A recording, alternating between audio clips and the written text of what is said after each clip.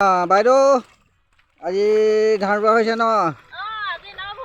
নভুই আজি সকলোৰে মনটো বহুত আনন্দ ফূৰ্তি নহয় জানো?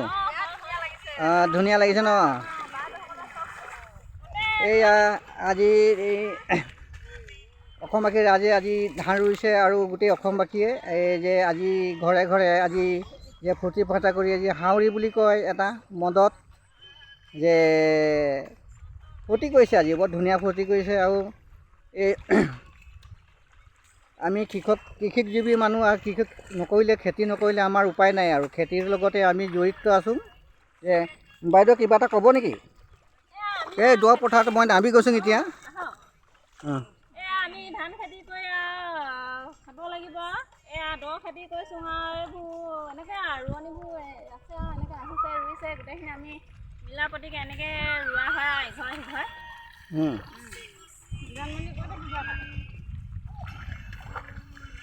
আমাৰ ফালে আমি ভালকৈ ৰুইছোঁ, কিন্তু কিছুমান মানুহৰ বানপানীয়ে গোটেই কঠীয়া মাৰিলে নহয়, সেইবিলাকে যে ৰুবলৈ পোৱা নাই। এতিয়া কি হ'ব এতিয়া সেইবিলাকৰ ন?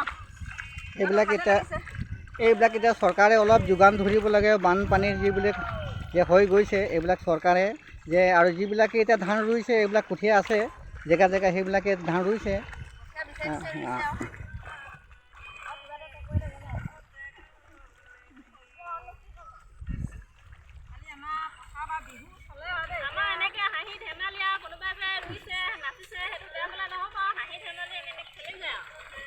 হয় হয়,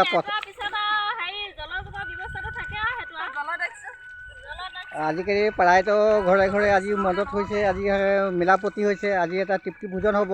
আৰু ভোজনত থাকিবই আমাৰ এই অসমীয়া সমাজত থাকিবই। আজি সাঁজটোতো থাকেই আমাৰ।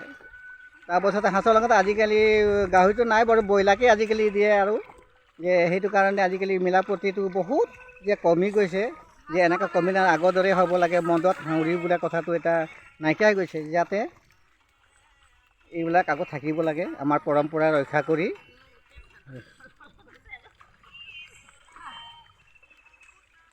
জহাৰ।